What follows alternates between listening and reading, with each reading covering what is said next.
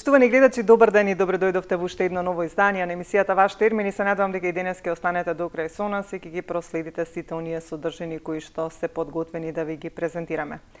Во четвртокот 30 мај беше одбележан денот на мултипла склероза и по тој повод со марш по Скопје се одбележа светскиот ден на лицата заболени со мултипла склероза.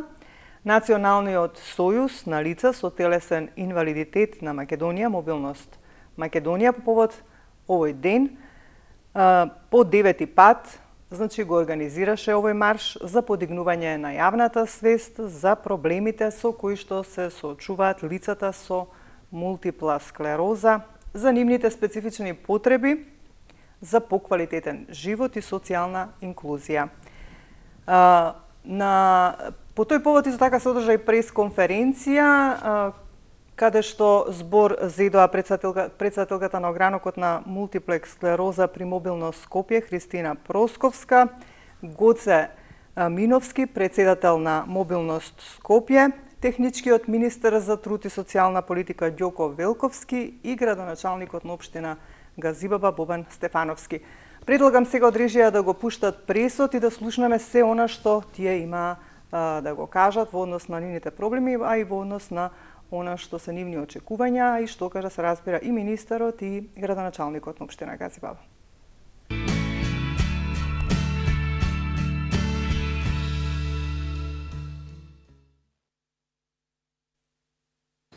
Јас сум Христина Просковска, председател на огранокот на мултипла склероза при Мобилност Скопје.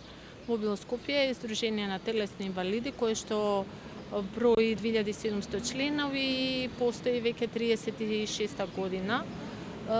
Огранокот на мултипла склероза по задача на Мобилност Скопје веќе 9 година поред се приклучува на Светската асоциација за одбележување на 30 мај денот на мултипла склероза, каде што ние го искористуваме овој ден да го направиме заедно со огранокот на параплегија и дистрофија, кои што се трите ограноци од 7-те на Мобилност Скопје, да бидеме помасовни, повидливи и бидејќи сметаме дека се сродни на диагнозата автоимуни се, а параплегија е состојба која што може да се изроди од овие две диагнози, одлучивме овој марш или ова одбележување да го направиме заедно.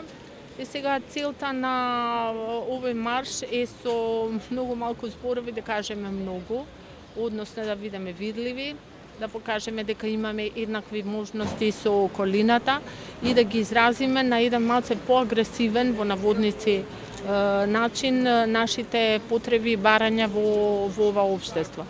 Да не заборавам да напоменам дека овој пат слоганот на Светската асоциација, која што секоја година се менува, и маичките на мултиплекс сините го носат тој слоган ЕМС диагнозис и се однесува на рано диагностицирање, детектирање и третирање на мултипла склероза, бидејќи тоа е еден од главните атрибути со кои што луѓето се соочуваат, бидејќи доколку рано се детектира, во тој случај многу побрзо и поефективно лицето со мултиплес ќе се справи во понатомошниот живот и може да се действува во голем процент, да не дојде до настанување на инвалидитет и прогресирање на болеста во голема мера.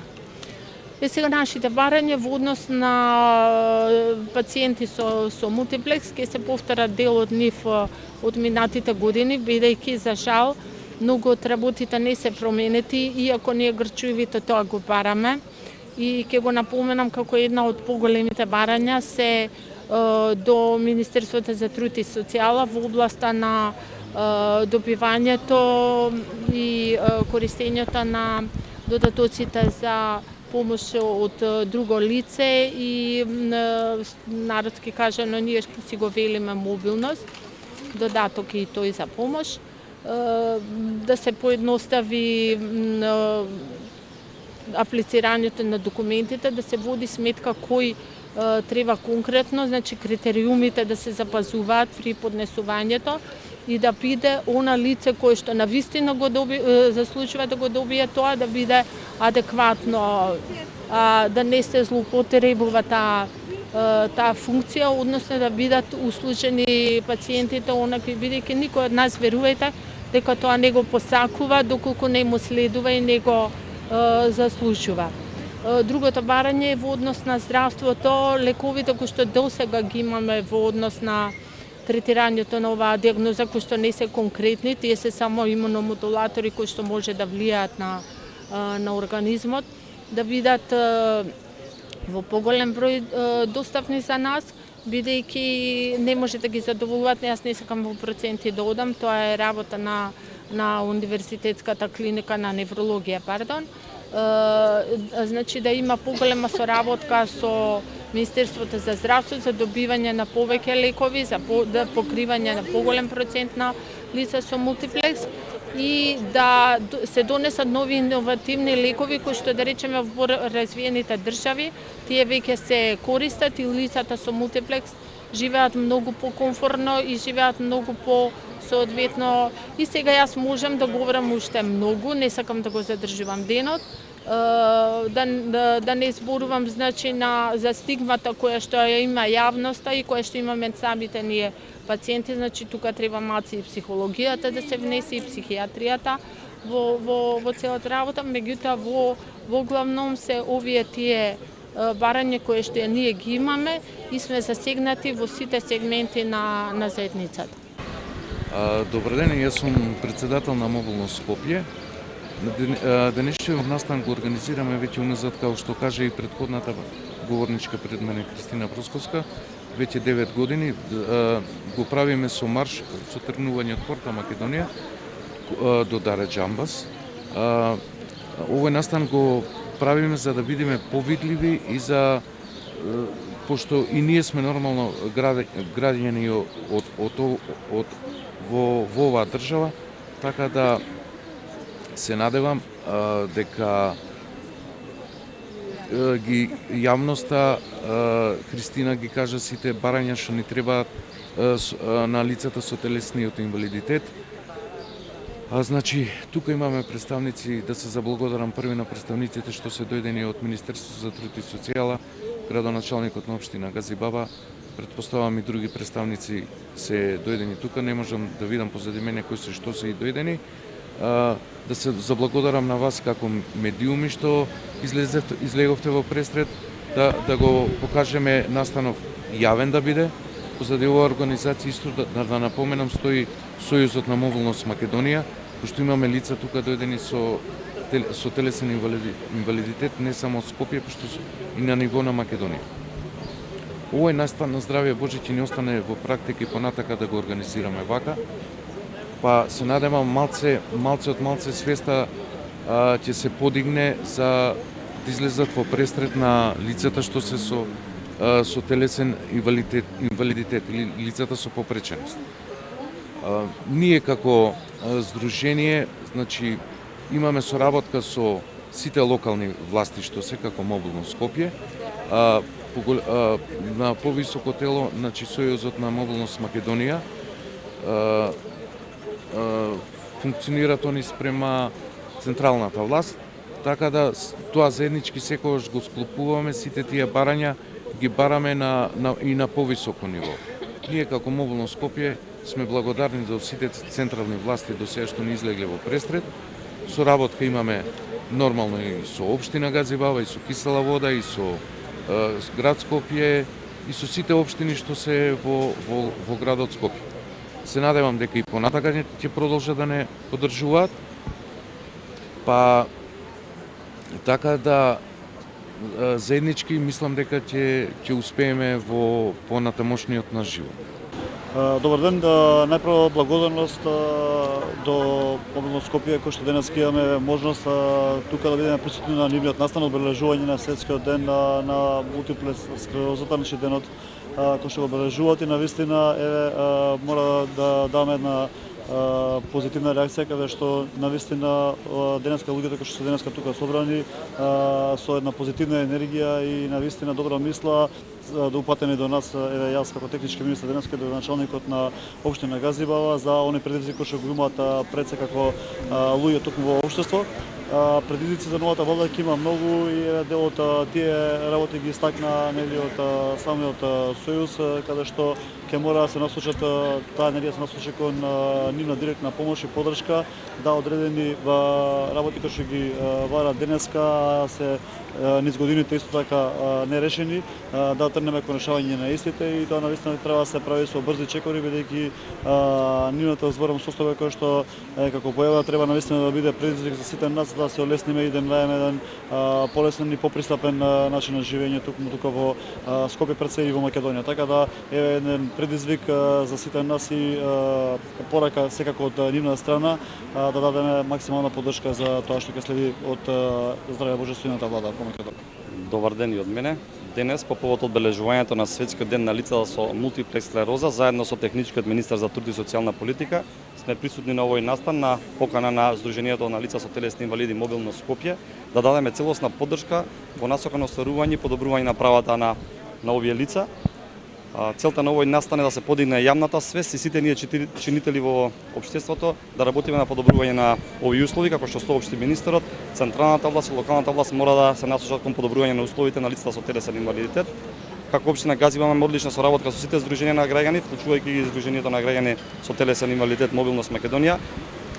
Поддржуваме неколку нивни проекти. Општина Газибава има регистрирано и клуб на лица со телесни инвалиди кои што се надпреварува во одредени спортови.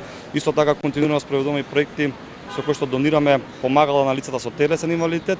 Еден клучен проект што го направивме изминативе 2 години е изградба на нов дневен центар за лица со телесна интелектуална попреченост кои што може да користат токму овие лица. Во таа насока ќе продолжиме да работиме и во наредниот период. Секако овие лица заслужуваат нашата поддршка и внимание.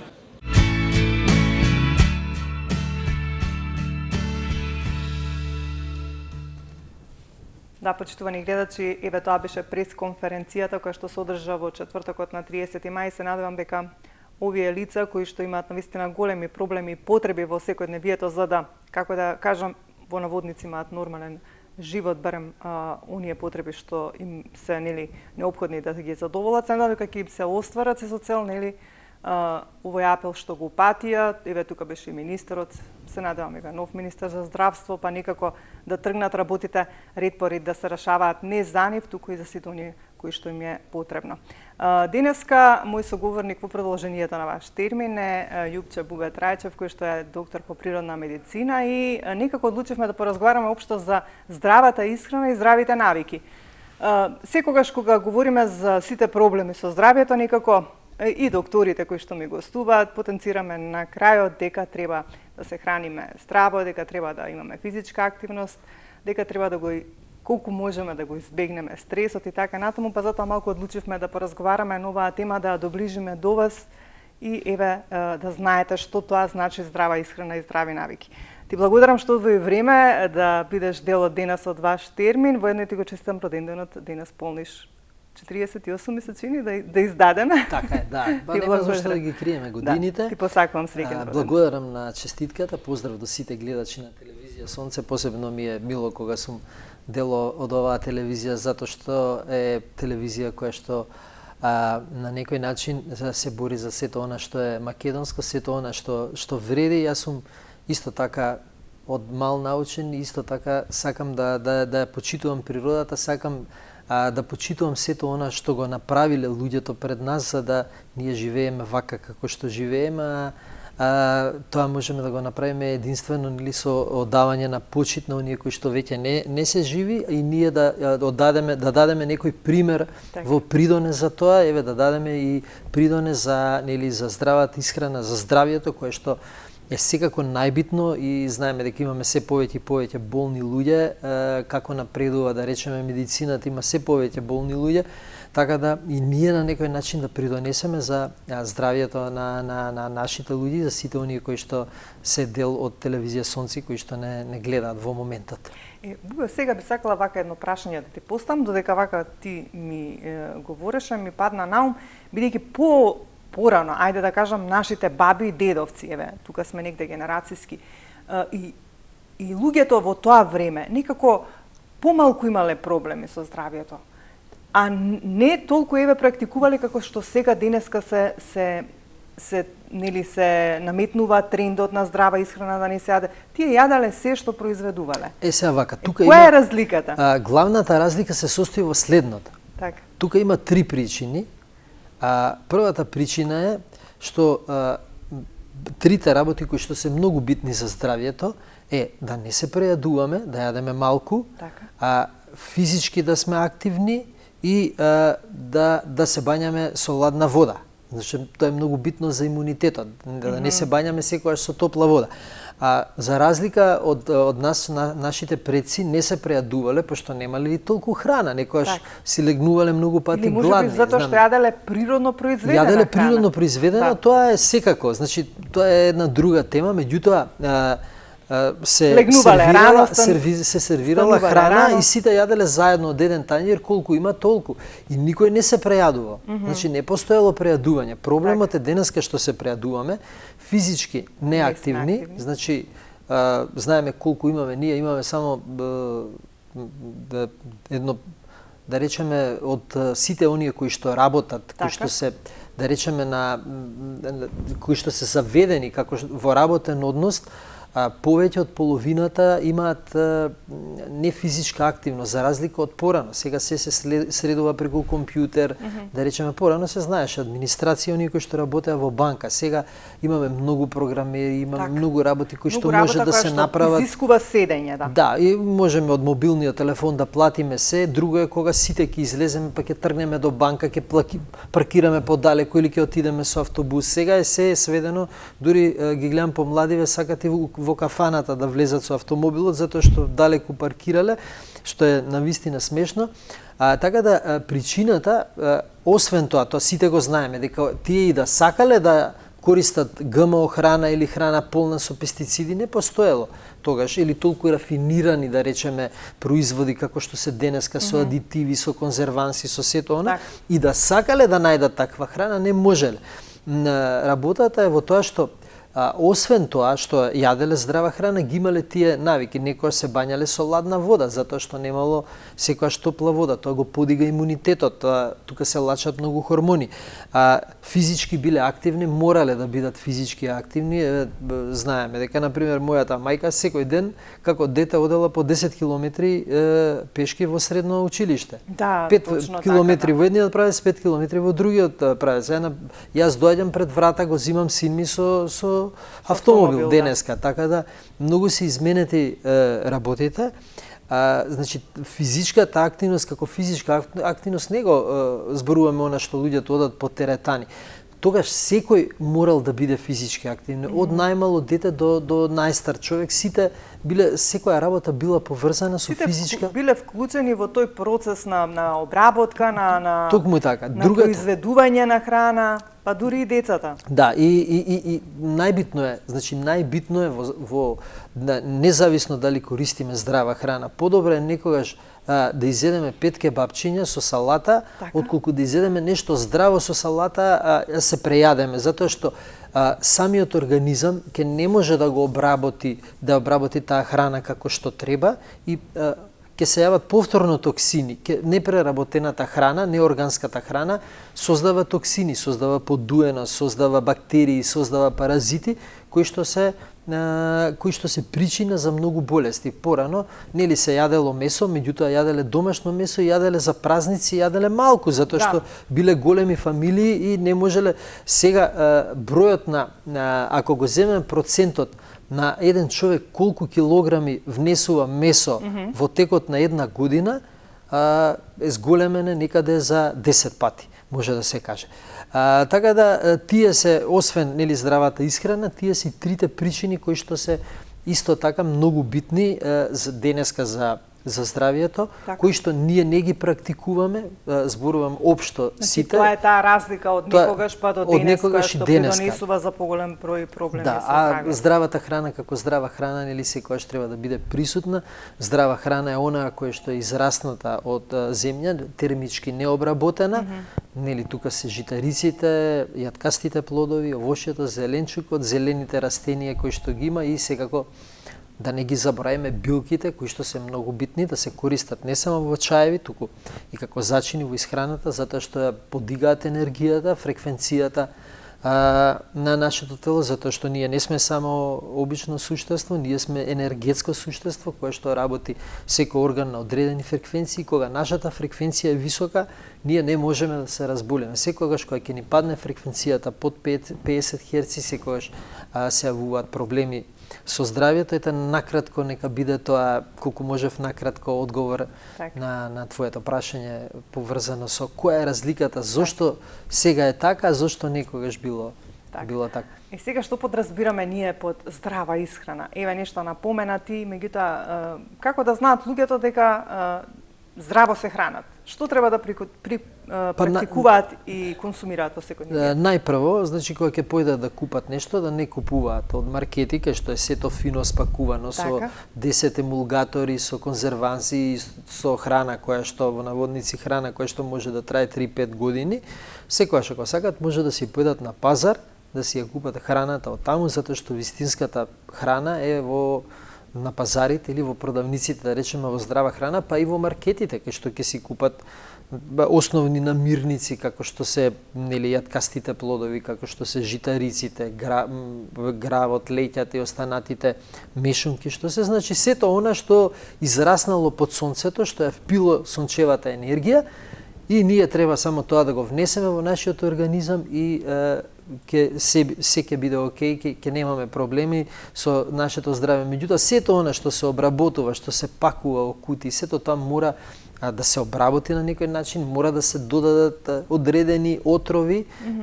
Јас ги нарекувам отрови, зашто буквално се отрови, затоа што тие ги убиваат нели сите оние бактерии кои што може да се размножуваат. Например, ако ставиме ние јаболко или портокал кој што е третиран многу со пестициди, со хербициди и со останати отрови, ставиме портокал што е органски, ќе видиме дека едниот портокал нормално ќе фати мувла, ќе почне да скапува, останатиот портокал воопшто нема воопшто да се воопшто нема да се случуваат тие процеси во него, затоа што содржи толку токсини што самите бактерии и не можат да го преработат. Ке му треба многу повеќе време за да нели дојде до тој природен процес сега, на распаѓање. Сега, што разбрав, она овоше и зеленчук кое што брзо може да се расипе на некој начин, тоа е или ако успееме на пазар да најдеме сега цреши со црв, прво треба да ги купиме тие, затоа што знаеме дека внатре нема пестициди.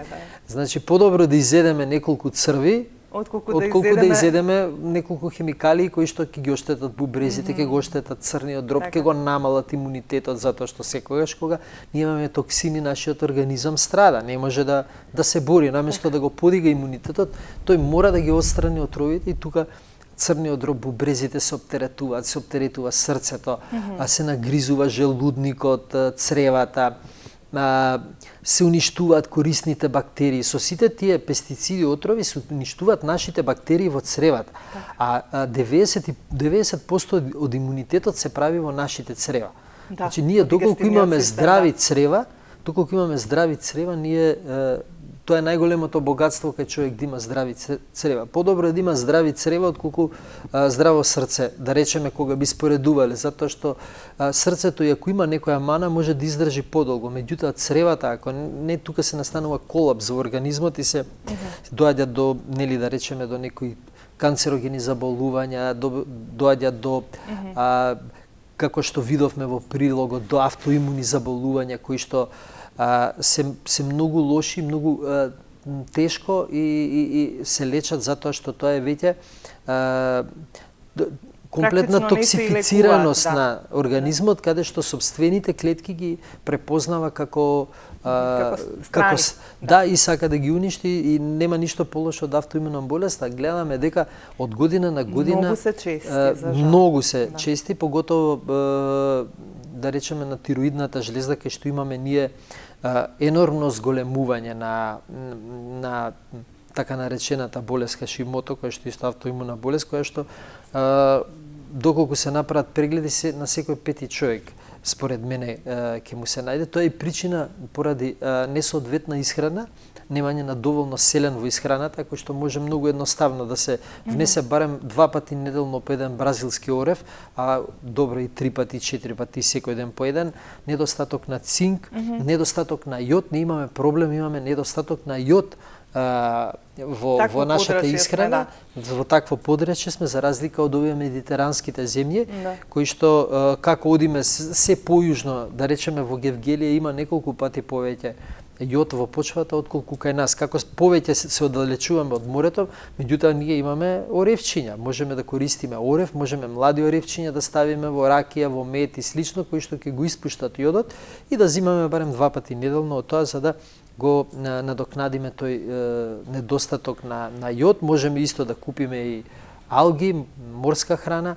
Значи, постојат, нашето тело е составено од 84 минерали и секој недостаток на некој минерал прави дисбаланс кај што може да се случи проблем. Ние имаме луѓе кои што имаат многу голем проблем со коските во последен момент, затоа што јас работам и со пациенти и гледам кои се најголемите проблеми. Болки во коските, тоа се случува поради токсифицираноста и на воздухот, и на почвата, и на се околу нас на храната, меѓутоа и на недостаток на одредени витамини и минерали во самите коски, и затоа треба да се користи разновидна исхрана, треба да се користат цели житарици, затоа што само во обвивката на сите растенија се содржи силициумот, а тоа е многу битен за нашите коски. Меѓутоа, што се случува?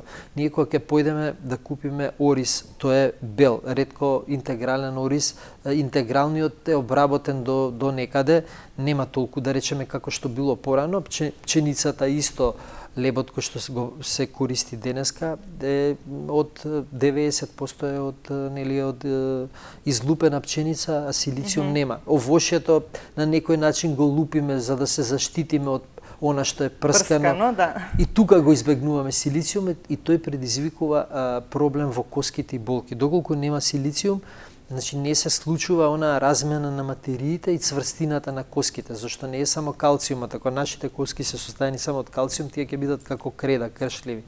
Тука и магнезиумот, тука се и останатите минерали 12 кои што ги сочинуваат коските.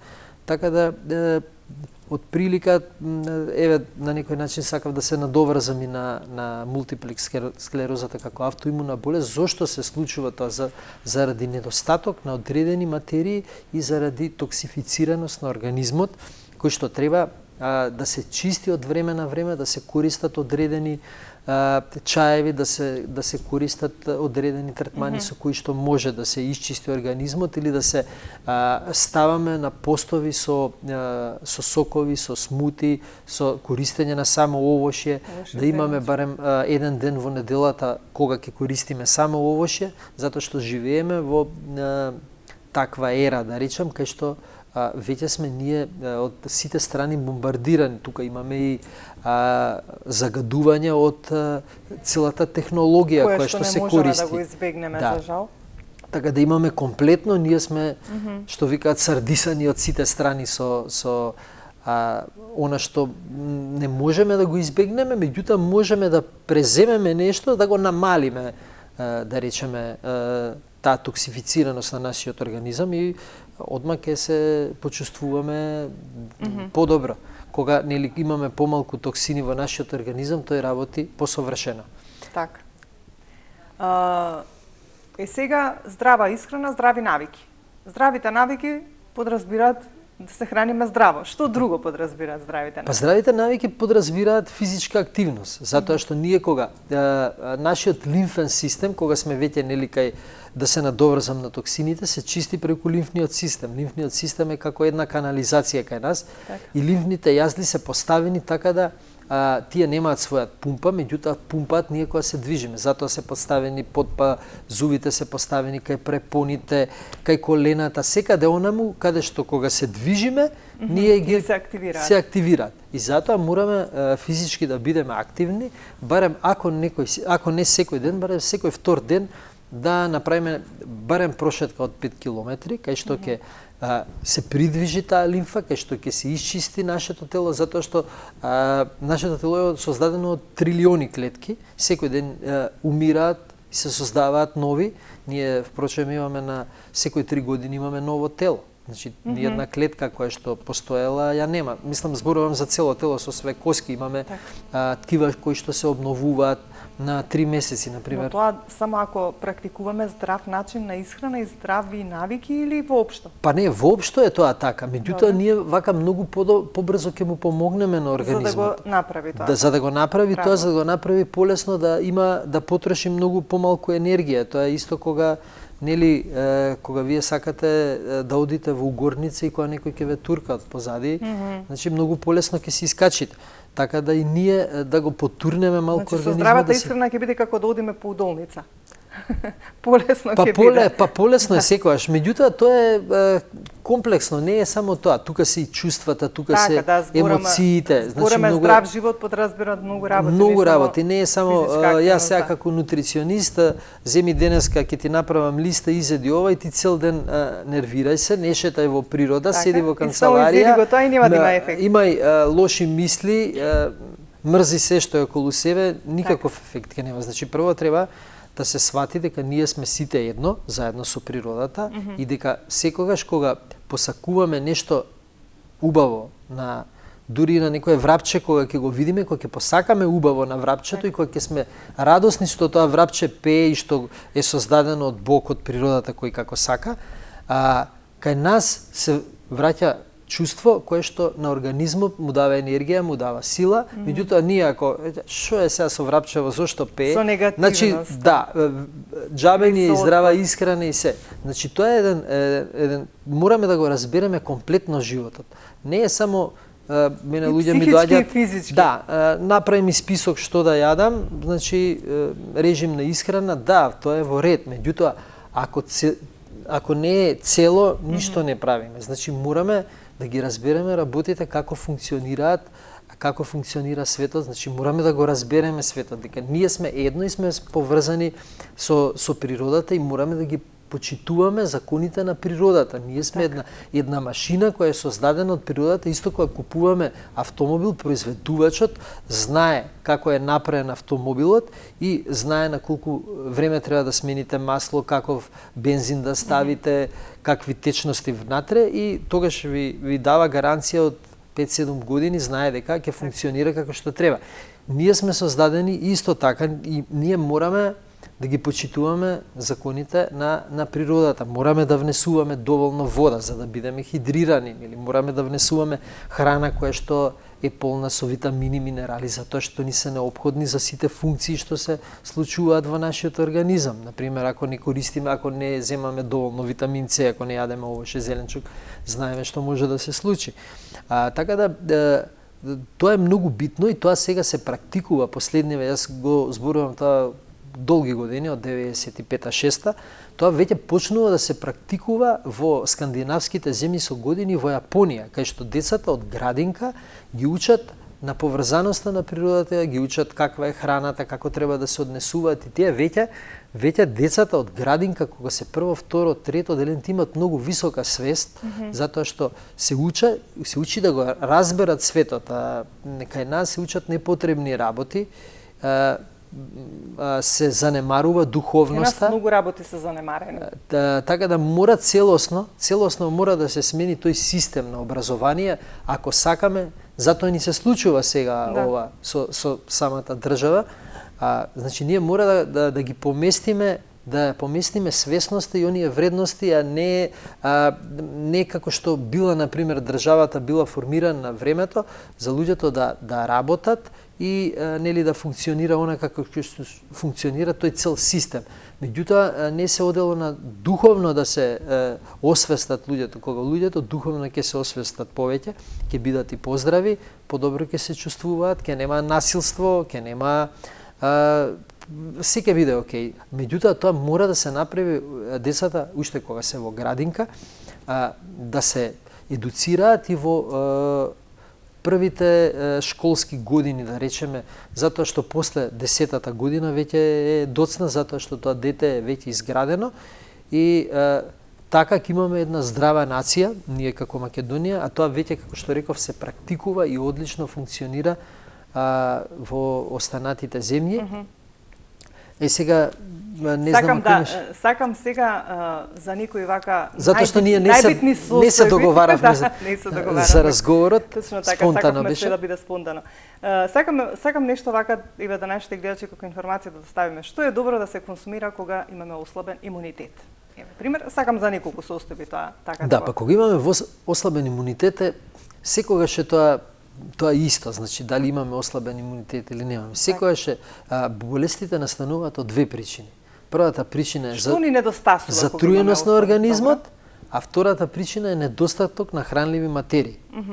Сега, ние, значи, треба организмот колку можеме повеќе да го исчистиме, а со внесување детоксикација да му направиме. Да, а со внесување на здрави продукти, како што реков, на овоше зеленчук сега. Што е најдобро за детоксикација да се консумира? Па најдобро има одредени билки кои што прават детокс на организмот, можам да ги споменам, тоа е коренот од глуварче, ловоровиот лист, листовите од бреза, копривата, тие се сите билки, конјското опавче, тие се сите билки кои што коријандерот посебно, тоа е како храна, сега може да се користи како храна и како чај. Тие се сите и како зачин одличен е. Тие се сите билки кои што на некој начин успеваат да ги врзат оние токсини, да речеме коријандерот е одличен, кој што атомите на жива може да ги врзе во себе и да ги исфрли, поготово на децата кои што сега се вакцинираат со 38 вакцини до 18 години, кои што во секоја вакцина има жива, значи најдобро е да се користи коријандер. Ако сакаме исто така штетните продукти кои што се, да речеме, во останатата храна, како што кажав, тука е и оловото, кое што го има доста во морската храна, затоа што знаеме, нели, сите реки, фабрики, покрај тоа што имаат филтери, дел од тоа завршуваат, нели, во океаните, во морињата, ние јадеме морски плодови риби. Добро е да се користи бразилски орев, бидејќи тој има селенот исто така. Напомена дека само еден во текот на денот. Еден доволно. Не е добро повеќе ако изедеме? Не е добро, затоа што селенот освен тоа што е корисен и за машките и за женските. Да, тој е корисен за нашето здраве. Меѓутоа селен во големи количини е токсин. Фактички на некој начин. Доволно е само еден бразилски. Да, тој е многу добар за подигање на имунитетот. Добре. И тој селенот заедно со цинкот е главно оружје на нашите Т клетки кои што се војници на некој начин. Доколку имаме ние некоја бактерија непожелна и нашите војници тргаат во војска. Меѓутоа, дали може војници без оружје да се борат? Не може со голи раце.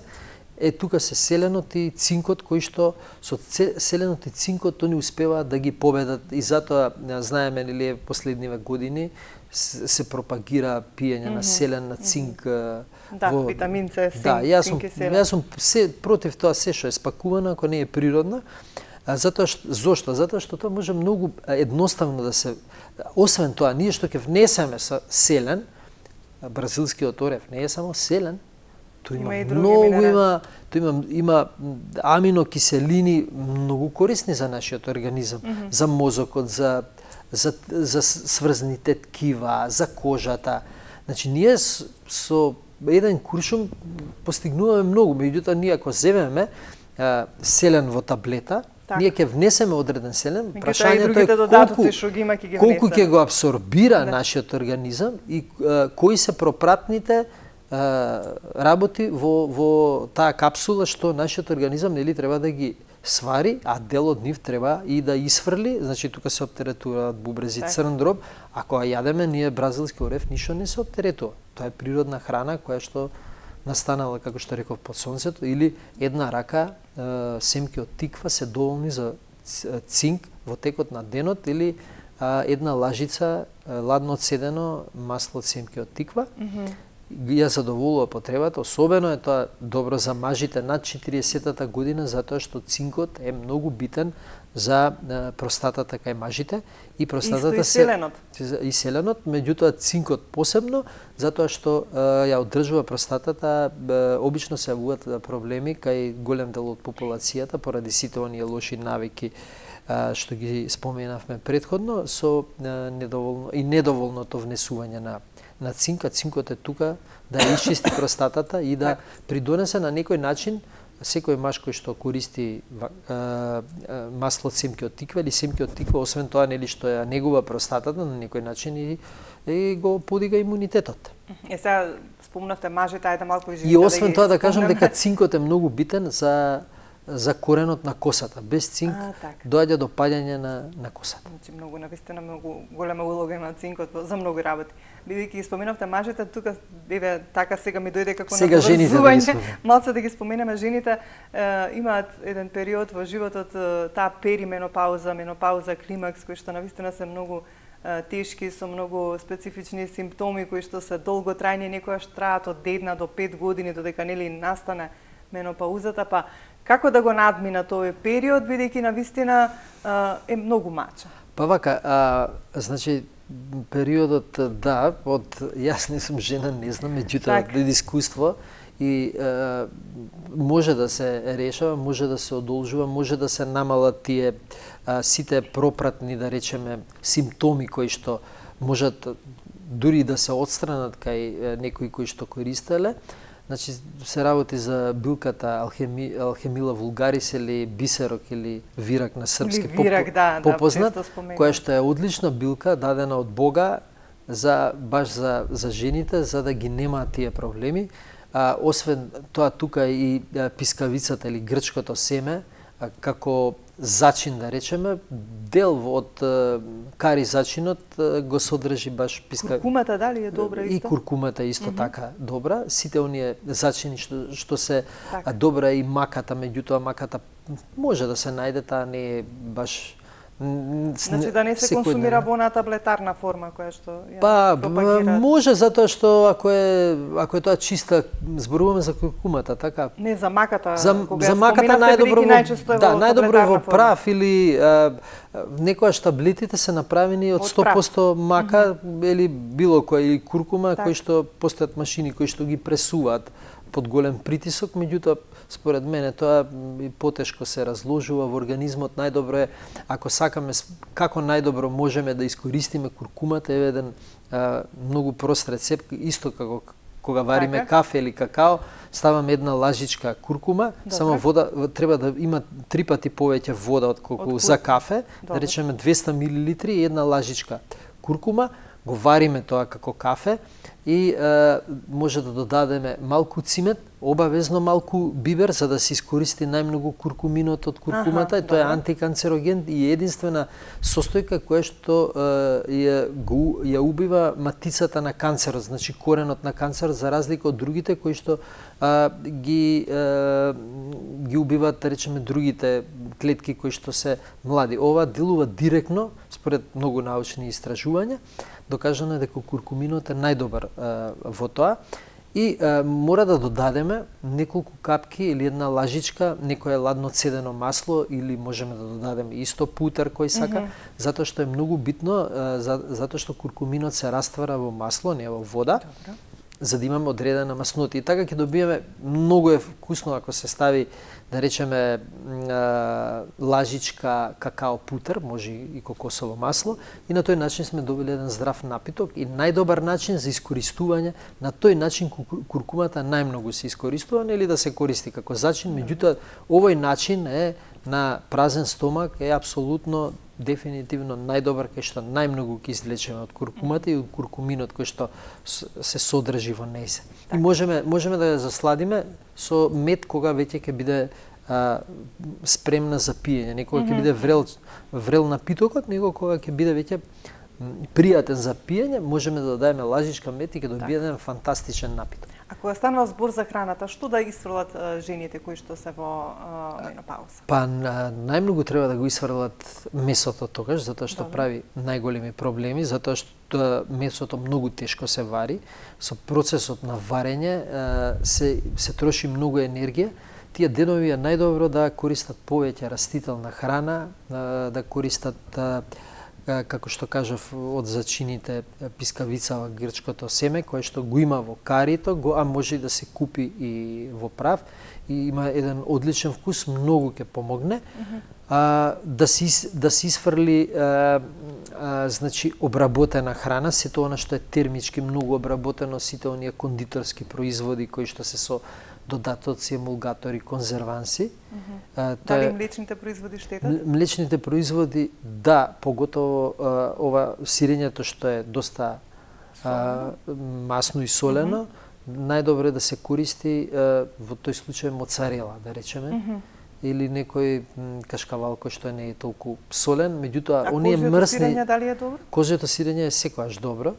Секогаш е добро, само да не се претерува, нели, со него да се користи, некаде 100 грама се доволни за да и козјата сирутка е секогаш добра да се користи во исхраната. И сега ние доаѓаме и до една друга, не до една друга тема, до еден друг заклучок. Она што го споменавме на почеток, разликата е тоа што порано жените раѓале многу деца и знаеле да родат и после 40-та година и слично, и сите тие проблеми не биле толку големи и многу полесно ги пребродувале, затоа што организмот на жената бил нон-стоп активен. Сега имаше некои истражување дека сите жени што родиле после 40-та година имаат од 70 до 80 шанси помалку да заболат од канцер на некој женски полов орган, затоа што зошто е тоа така? Затоа што кога жената носи во себе плод, таа создава матични клетки. Матичните клетки, освен што го создаваат плодот и растат, тие мора да поминат низ крвотокот на мајката, затоа што срцето на детето е тогаш отворено, значи пред комори нема, тие се создаваат подоцна. И матичните клетки патуваат сегде по телото на мајката и кај што има проблем, доаѓа матична клетка и го решава проблемот и на некој начин жената е заштитена и да имала, да речеме, почетен стадиум на канцер, таа со своето затруднување го намалила. Ако земеме статистички, ние колку имаме сега жени што имале канцер на било што, или да земеме миоми, секоја втора жена има миоми или полицистични јајници. Зошто е тоа така? Ова е една од причините. Порано раѓала една жена во текот на својот живот, раѓала најмалце 5 деца. Статистиката покажува дека некаде, да речеме, во времето на моите родители, имале средната бројка била некаде 5 деца. Некои имале 8, некои имале 7, некои имале... ретко се наоѓало семејство кај што имало помалце од 3 деца. 2 деца било реткост, на вистина реткост. Најмалку имале 3, 4, 5 деца. И затоа што, нели, такво било времето и наталитетот и луѓето биле задоволни со она малку што го имале. Затоа што сега станавме мегаломани. Па да, и гледам родителиве, сакам се да му задоволам на моето дете, што според мене не треба баш така. Треба и детето малку да и тоа е една од причините зошто е зголемен и бројот на овие заболувања, една од оние сите што ги напоменавме и овие проблеми кои што ти ги напомена, така да тогаш било тоа многу ретко, многу полесно, тоа било не само тоа воопшто е природен процес. Така да и тоа е една од причините. Зошто? Затоа што сега, например, обично 1-2 дете, ретко некаде 3 и жените... Во исклучителниот случај 4. Да. Тоа е тоа. Да, Бубе, вака како за крај само во една реченица, еден совет до нашите гледачи за здрава исхрана и здрав живот. Ева. Како да се однесуваат секојдневно? Па да како што дојден заклучок да кажав, еве, уште кога ќе Да. се разбудат, треба да бидат прво позитивни. Так, први мислата да ни биде позитивна. Да, и да бидат креативни, секогаш да ја кога ќе се разбудам, гледам што можам денеска да направам нешто за себе и нешто добро и за другите. И тоа е многу добро, па макар и на едно врапче да му фрлите малку трошки, значи сте направиле нешто добро, тоа се враќа.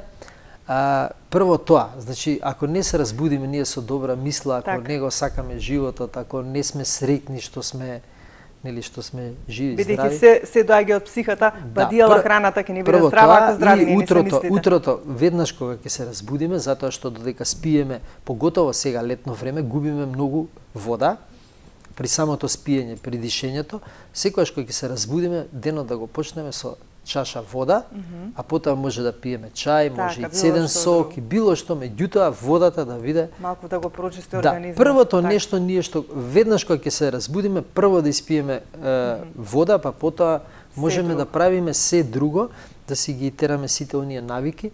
Добро е секое утро да се јаде овоше, да се внесе овошето, затоа што тоа ја има таа енергија, ги има тие шекери кои што ни се доволни, ни се потребни за нас. Воопшто не треба да се пие кафе, најголема грешка е да се испие кафето, тоа е диуретик, освен што нема да направи хидратација во организмот, значи ќе ги излече и останатите течности од нашиот организам и сосема е погрешно. Сите оние кои што сакаат да пијат кафе, можат да пијат природно кафе, можат кое што не е од кафе, него имаме кафе од ршна, од цикорија и слично. И после доручекот, слободно и тие кои што сакаат кафе, кои што не можат да издржат без кафе, како што кажуваат, нека го направат тоа после обилниот доручек, да си се напијат едно кафе, заедно со другата храна, да се измеша и да нема толкави последици. Никако кафето на празен желудник, го штетувам и желудникот, и цревата, и целиот организам, и придонесуваме за тоа да бидеме повеќе болежливи, затоа што ќе извадиме течност од нашиот организам, а наутро нашиот организам најмногу му е потребна хидратација, поготово, како што кажав, летно време губиме 3 пати повеќе течности во спиењето за разлика од зимно време. Така. Значи, уште еднаш да потенцираме, првин треба да ни бидат здрави мислите, а потоа се друго што ќе правиме во текот на денот, се разбира да биде здравата храна, здравите навики, за да имаме здрав живот. Ти благодарам за денес. И физичката активност, да не ја забравиме, тоа е многу битно. Физичката активност, секако. Ти благодарам многу за денес, и како тука сме, остануваме во комуникација ние, па во некое следно издание можеби ќе проговориме за некои други проблеми. Ти благодарам многу. Благодарам на поканата, се надевам дека помогнавме барем на еден гледач да се му помогнале да смени нешто на подобро. Па знаете како кога ќе слушаат можеби повеќе пати нешто, можеби ќе им влезе во ум. Па се надевам, се надевам, затоа што здравието е најбитно од се. Човек може да има се што сака, меѓутоа ако нема здравје, нема ништо, така. Тука ќе се заблагодарам и на нашите гледачи. Ви благодарам за вашето внимание. Останете во добро расположение, убава мисла, како што кажавме. Имајте убав ден, добро здравје и грижете се за своето здравје. А ние повторно ќе се видиме за 7 дена во исто време.